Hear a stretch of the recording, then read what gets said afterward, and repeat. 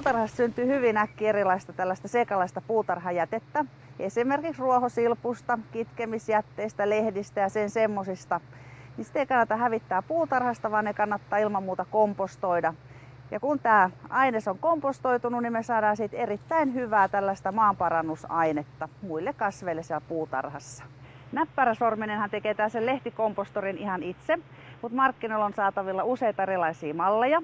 Mulla on nyt tässä tällainen maisemakompostori nimeltänsä Kivi, ja valitsin sen ihan sen takia tähän, koska tämä on hyvin tämmöinen kivinen tämä maasto, ja mä ajattelin, että me saadaan sitten maisemoitua tämä meidän kompostori sitten hyvin tähän ympäristöönsä.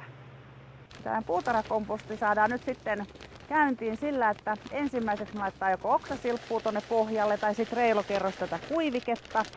Ja sitten sen jälkeen me laitetaan sellainen 10-15 senttiä puutarhajätettä ja sitten taas 5 senttiä tätä kuiviketta päälle. Eli tällaisilla kerroksilla niin me saadaan sitten tämä tilanne käyntiin.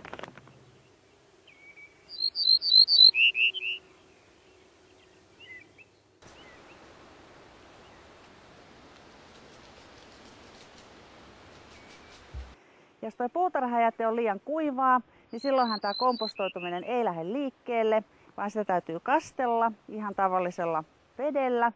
Mutta siinä kannattaa olla sitten pikkasen varovainen myöskin, sillä jos se menee liian märäksi, niin tämä jäte mätänee eikä kompostointi lähde käyntiin. Se on loppujen aika helppo tarkistaa, että tämä kosteus on sitten sopiva, ja se tapahtuu ihan niin, että otetaan tätä jätettä käteen ja kun puristetaan sitä reilusti kämmenessä, nyrkissä. Jos sieltä pari tippaa tulee nestettä ulos, niin silloin me tiedetään, että asiat on ihan kunnossa.